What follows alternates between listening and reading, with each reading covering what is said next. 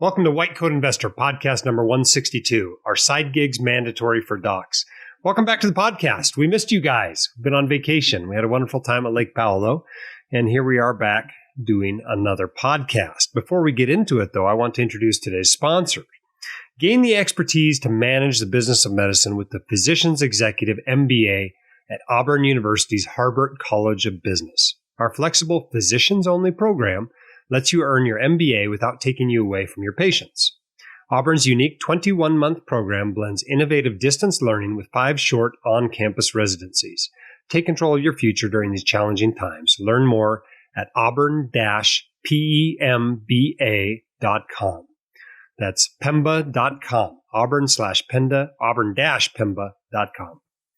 All right, our quote of the day today comes from William Bernstein, MD, who said, "I'm going to assume that like all investment adults, you're disciplined and thus not vulnerable to the routine but serious buy high, sell low loss of capital." And unfortunately, too many investors are susceptible to that. Thanks for what you do. Those of you out on the front lines risking your lives every day, I appreciate it. And those of you who may have shut down your practices to save PPE for those who are on the front lines, or those who are simply doing all they can to keep their business afloat while surviving in these uncertain economic times, thank you for doing that as well. I had my daughter into the endodontist this week, and that's always an experience. She had needed a couple of root canals, and that's not something I know how to do, so I'm glad some of you spent many years of your life learning how to do that. I got a message this morning. We're recording this. What is today? Today is the 28th of May. So we just released a podcast this morning, like we do every Thursday. And I got a quick email back from someone that had been listening to it. If you'll recall, a couple of weeks ago, we ran a podcast that included a speak pipe that was completely unintelligible to me. And I had no idea what it was. And I asked you if you knew what it was. Well, this listener did. The listener is Sunil, describes himself as a South Indian, and says, "I love your podcast. I'm a longtime listener. The song is from a movie titled Raja the Great. It is Telugu language, which is a South Indian language." And he says, "The listener is basically praising you and calling you a cool cat." I was listening to the podcast as I was driving to work, and when I heard this song amidst other serious topics, I just burst out laughing. I had to pause the podcast and type this reply. Lots of love and respect to you from a small town in Ohio, Sunil. So thank you, Sunil, for explaining what that was all about, because I had no idea, and I thought about just throwing it away. But it was too interesting not to run on the podcast. But for the rest of you, if you want to leave questions, they got to be in English. I mean, you can leave them in Spanish and I'll understand them, but we probably won't run them on the podcast. It's an English language podcast. There's just too few of you out there that speak Telugu. All right. Lots of things going on lately in the personal finance world, the physician personal finance world. We've got something new we're doing. We want to promote you and your success. And so we have a program we are calling Live Like a Resident. Hashtag Live Like a Resident. And what this is this is people who have paid off their student loans. If you have paid off your student loans recently or even in the last few years, we encourage you to take a picture of yourself, maybe a sign of how much you had in debt when you started or what it peaked at after residency or whatever, and put that into a Google form for us. And we will share it on social media and use it to inspire your peers and your colleagues. So to get to that Google form, the URL is whitecoatinvestor.com/debt-free. That's whitecoatinvestor.com/debt-free. You can upload your picture there, and you can put in a little bit of information. We will share that out on social media. I'm going to compile a few of them into a blog post, and maybe we'll even get some of them on the podcast as well. So let's share our success and inspire others to follow in your great work that you've done. You may have noticed that during the pandemic that there are a lot of online courses going out there. One of my favorites that a lot of white coat investors have taken is called Zero to Freedom Through Cash Flowing Rentals. This is a course put together by a dual physician couple, Letty and Kenji, who are direct real estate investors, and they want to teach you how to do it. So if you are interested in being a landlord and investing directly, you may hire out the landlording, but being a direct investor rather than through syndications or through real estate investment trusts or through private real estate funds, they will teach you how to do that in this course. The course is called Zero to Freedom Through Cash Flowing Rentals. It's not the cheapest course out there, so it's only for if you're really serious about doing this. But they put together a blueprint for you to follow to profitably buy and manage your income properties. You can get more information on that at whitecoatinvestor.com/rental. And if you buy that course, I'll actually throw in a signed copy of one of my books for you and send that to you if you buy the course through that link. So I appreciate what you do. And if you are interested in that, take a look at that, whitecoatinvestor.com/rental. Okay, I wanted to talk for a minute, as the title of this podcast mentions, about side gigs.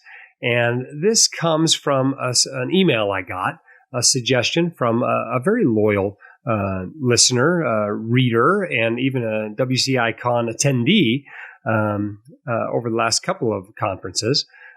She says this, or he says this. I want to talk to you for a podcast suggestion. I've been an avid follower of your podcast and Physician on Fire, and I'm a believer of the live like a resident philosophy. I'm also a palliative care doctor, debt-free, living in Hawaii, working part-time. I've considered myself an entrepreneur. I made my group switch my job from hospitalist to pay for my training at Harvard for palliative care. I also became the vice chief of staff. This past week or two, the online summit, and the listener is referring to the online summit put together by Peter Kim at Passive Income MD. So it's a big push on entrepreneurship. The online summit has created an intense need to push yourself, make side gigs, and do more than we were doing to not exchange our time for money and get side gigs to get a cash flowing stream. I know a lot of people are excited and want to learn more. But as a palliative care physician, I want to share that all these ideas can create anxiety and can push us away from what matters most. While I can chase all these side gigs and my mind can go 100 miles an hour, it keeps me from enjoying playing backgammon with my 11-year-old. There's something to be said about protecting your time, even time that you just spend in your head. I think as a physician, if you do all that you tell us to do and keep your spending in check, you're okay. What we do is noble. And like you said, financial advisors are not kindergarten teachers. Physicians don't need to be jet-setting millionaires. What we do matters. Our time is important. Just like I tell my palliative patients, once you know what matters most, the outside chatter can be turned down. You could do a podcast about this subject. You can tell people not tune in if they don't want to talk about mindfulness and being okay with having enough. Well, I'm not sure that I need to do a whole podcast about it, but I thought it was a subject worth discussing. Whether a physician needs a side income. And it's always been my position that it's not a need. The doctors make enough money that if they will just manage the money well, they don't need a side income. You don't have to have a passive income on the side and a side gig and all this. If you will just be a good doc and manage your money well, you will do fine. However, there are obviously events in all of our lives that make us think it would be very nice to have another income, such as the recent pandemic. And maybe that's what spurred all this interest in entrepreneurship and passive income recently, is the fact that so many of our incomes went down. And of course, the listener goes on to say, I hope you know I'm not saying doing side gigs is bad. I was just observing from the phenomenal conference it was creating excitement, but also a sense of serious anxiety and fear of missing out in the Facebook groups that I belong to. There's value to the program, so much so that I'm considering to work with some life coach people to help me guide people through end-of-life decisions for a larger reach, not to have more money, but more impact. I just want to remember we should protect the practice of medicine for what it is, caring for those in need, and remembering that there are those in worse situation than we are, both physically and mentally and financially, and that what we do still matters. While COVID has weakened our financial grip, it has also made my children think that as physicians, we are heroes. And certainly that is the case, particularly those of you on the front lines. So how do you balance this? We don't want to be dependent on our physician income, but we also spent a lot of time and effort becoming physicians for a reason. And it's true that you don't need to make $5 million a year in order to be happy. If you can't figure out how to be happy on $200,000 to $400,000, which is what most physicians make, then you probably have a spending problem, not an earning problem. I totally agree with that. That said, I can hardly be the poster boy for just practice medicine and not worry about it. My white coat investor income far exceeds my clinical income these days. I'm down to half time in my clinical work, so I can't really say you should do something different than I've done. So I find myself with mixed feelings on this subject for sure. But I think each of us needs to find a balance there and realize that if you will carve out a chunk of your income, you'll be okay if you invest it in some reasonable way. But it never hurts to have a little bit of side income if that is something that interests you. But certainly, I would not feel like a side gig is mandatory for a doctor. In fact, for a lot of doctors, your best investment is investing into your own practice. Okay, let's take some of your questions now off the speak pipe. Our first one comes from Joe. Let's take a listen. Hey, Dr. Dolly, this is Joe with a question about public service loan forgiveness side fund. I'm 4 years away from forgiveness. I do max out retirement accounts, backdoor Roth, and HSA. For my side fund, I currently put $2,000 per month into a brokerage account, $1,000 per month into a high yield savings, and I also pay $2,000 per month extra on my mortgage, in a goal to basically split up my side fund a few different ways rather than throwing it all into the market or just into a high yield savings account. My question is, once my house is paid off, which will be in about 2 years, I'll have 2 years left until forgiveness. And at that point, my goal is to have about $7,000 per month to allocate purely towards the side fund. My thought was to possibly place half of that per month into the high yield savings account and half into a taxable account. This way I could limit my risk by not putting everything in the market, yet I could still capture some gains of the portion that's in the taxable account. Do you have any thoughts on location for side fund placement, considering that the amount may be $7,000 per month for someone who's currently 4 years away from forgiveness, but at that point would be 2 years away from forgiveness? And any thoughts on how that might change as you get closer to forgiveness? Thanks for all that you do. It really is greatly appreciated, and stay safe. Well, this is a really interesting adaptation of the idea of a public service loan forgiveness side fund. My idea behind a public service loan forgiveness side fund is that it does two things for you, right? Because you're not throwing these massive sums, $5,000 to $10,000+ a month at your student loans. You should still be putting that money somewhere and using it to build wealth. Just because you're going for PSLF doesn't excuse you from living like a resident for 2 to 5 years after residency. That is your building wealth, period. And I think it is, imperative to remember that. Doesn't matter so much from that perspective where the money goes, whether it goes into retirement accounts or whether it goes into a taxable investing account or it's used to pay off a mortgage or it goes into a savings account. From that perspective, it doesn't really matter where the money goes. So I think you can mix it up like this doc has done. I think that's perfectly fine. But the other purpose of the public service loan forgiveness side fund was to be able to take that money and pay off the loans.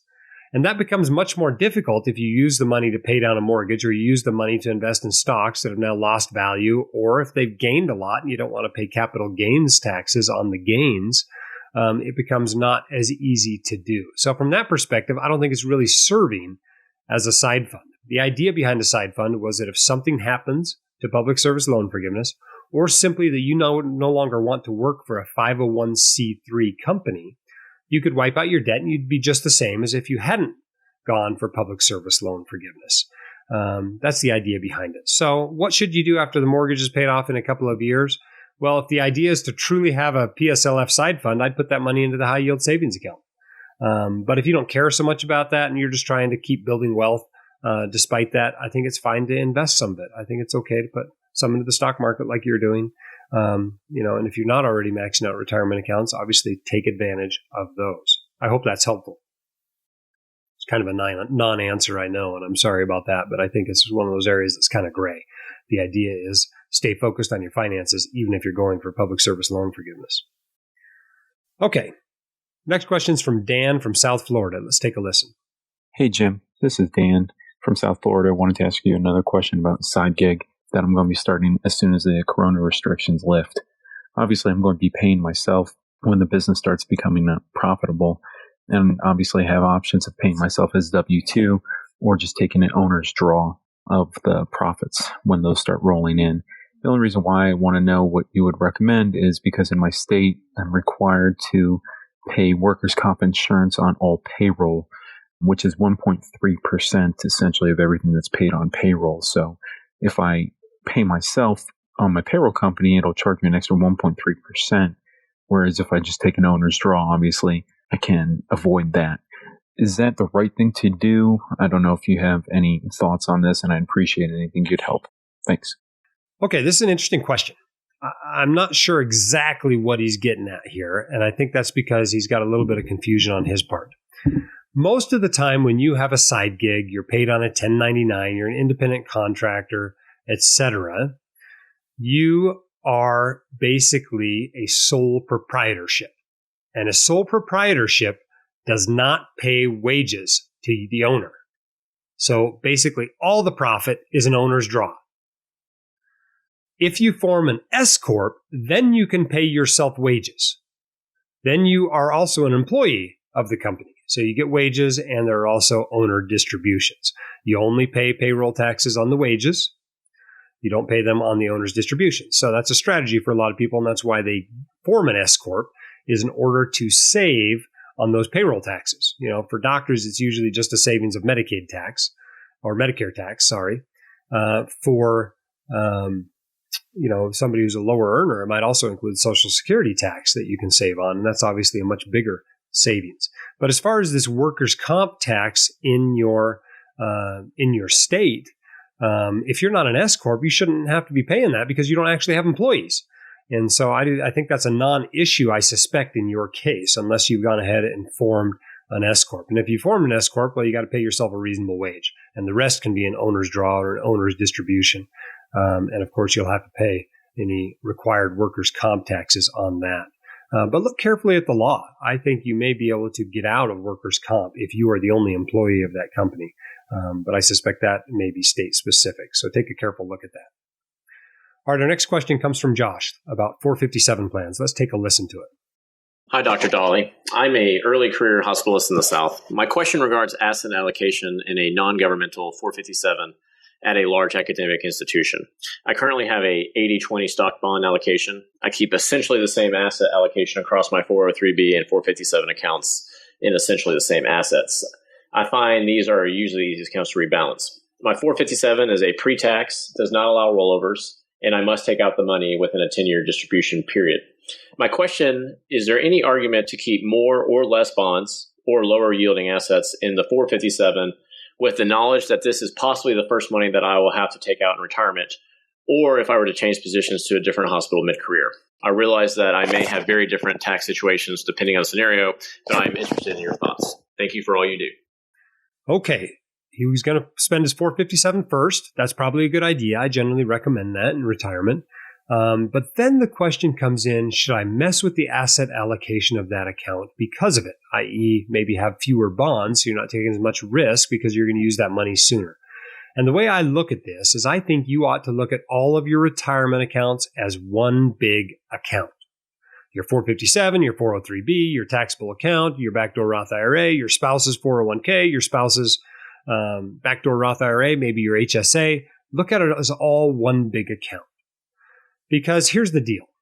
If you want to take money from the 457 first, that's fine, whether it's invested in stocks or bonds or real estate or whatever. If it happens to be up at the time where you withdraw from that money, that's great. You'll end up, however, as you spend that money, as you withdraw that money and spend it, you'll buy whatever it was invested in your other accounts in order to rebalance the account. Likewise, if it's in bonds, for instance, and bonds haven't been doing very well, there's going to be less money in that account. You're going to go through it faster, but the other accounts will be bigger than they otherwise would be because you put the stocks in those accounts and stocks did well, for instance. So I don't think you really need to be thinking about this subject when choosing an asset allocation of that account.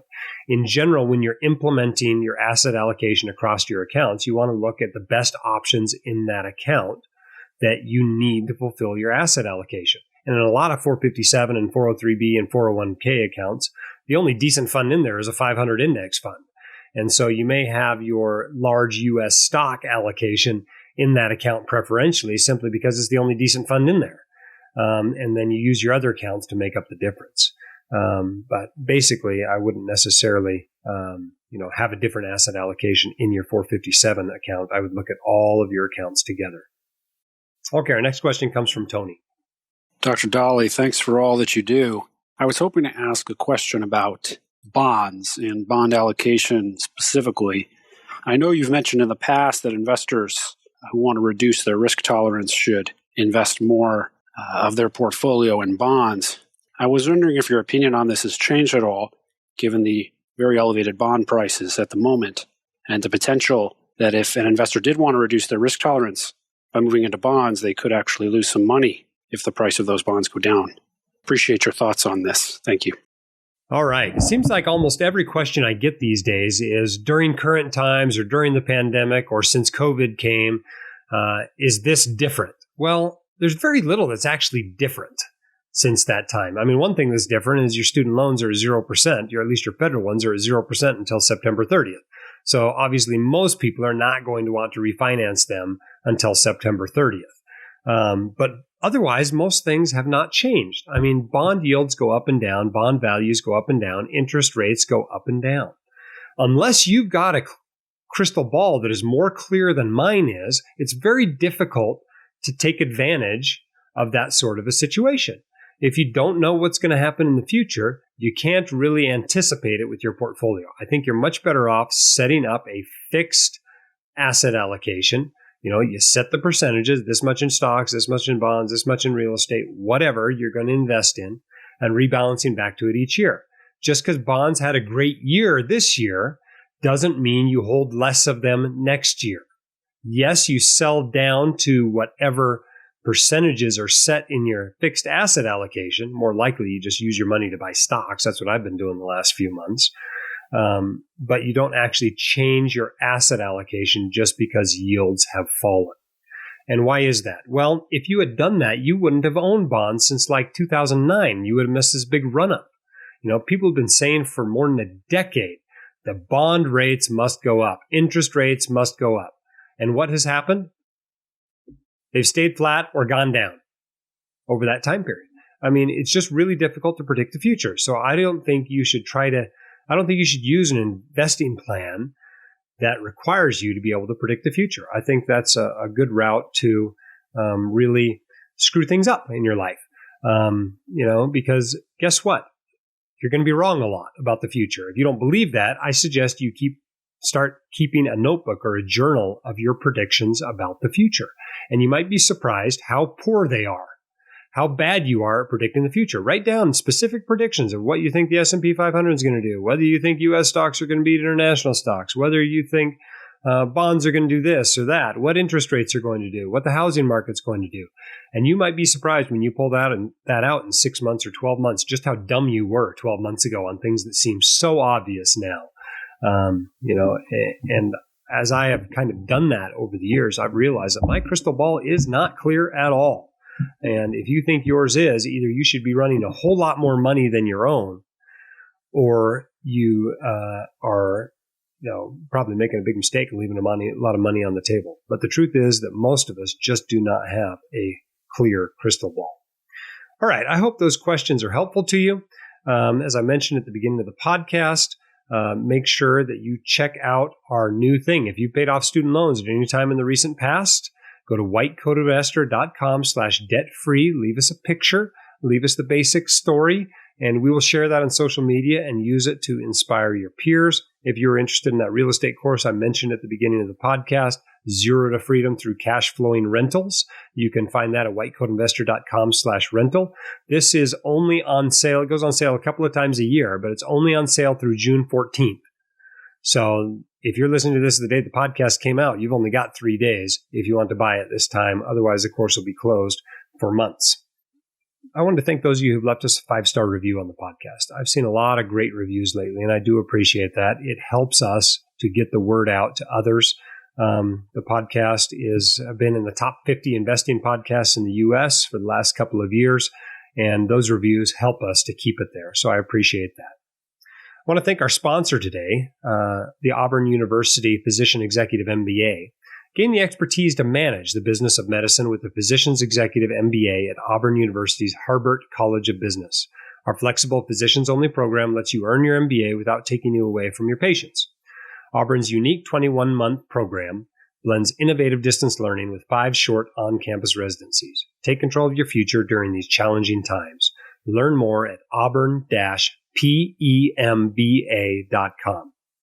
All right. I think we've come to the end of our podcast. Thank you for telling your friends about it. Keep your head up, your shoulders back. You've got this, and we can help. Please stay safe out there, and we'll see you next week on the White Coat Investor Podcast.